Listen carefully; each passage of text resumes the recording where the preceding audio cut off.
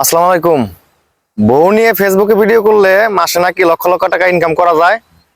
তো ভাই, আমারও কিন্তু একটা বউ আছে, আলহামদুলিল্লাহ সুন্দর। কিন্তু আমারও টাকার লোভ আছে, কিন্তু আমি বউ ব্লগ করি না বা বউ ব্যবসা করি না।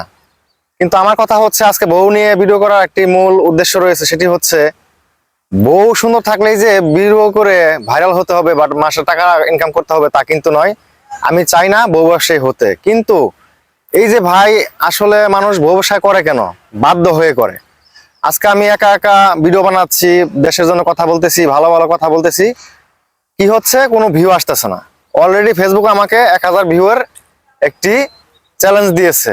আমি এই যে আপ্রাণ চেষ্টা করতেছি, দেশের হয়ে কথা বলতেছি, ভালো ভালো ভিডিও করতেছি, কিন্তু ভিডিওতে কোনো ভিউ আসতেছে না। প্লাস ভিডিওতে 1000 ভিউ তো দূরেই থাক, 100 ভিউ আনতেও কষ্ট হচ্ছে। তো আসলে বউ ব্যবসায়ী যারা হয়েছে, যারা ফেসবুকে ভিডিও করতেছে, তাদের দোষ না, দোষ হচ্ছে আমার এবং আপনাদের। আসলে বউ নিয়ে ভিডিও করলে এই ভিডিও ফর ইউতে যাবে, ভিডিও ভিউ আসবে, মানুষ দেখবে, এটা তো আসলে বউ ব্যবসায়ীদের দোষ না, দোষ হচ্ছে আমার আর আপনার। আমি একটা ছেলে হয়েও যদি ভালো কোনো কথা বলি, ভালো কোনো ভিডিও করি, সেগুলো ভিউ আসে না। আর যদি বউ নিয়ে ভিডিও করি, তাহলে দেখবেন এই ভিডিওটাতে অনেক ভিউ আসছে। তো আসলে বউ ব্যবসায়ীকে মানুষ বানাচ্ছে, বউ ব্যবসায়ী কেউ হচ্ছে না বা হতে চায়ও না।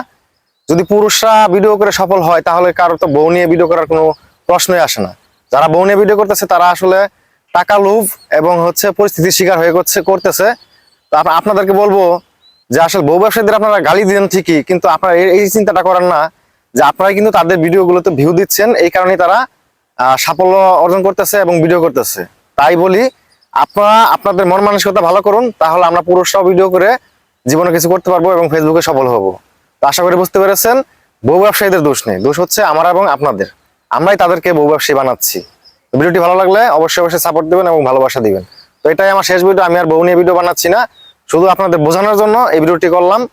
তো সবাই ভুল হলে ক্ষমার চোখে দেখবেন। ধন্যবাদ। আসসালামু আলাইকুম।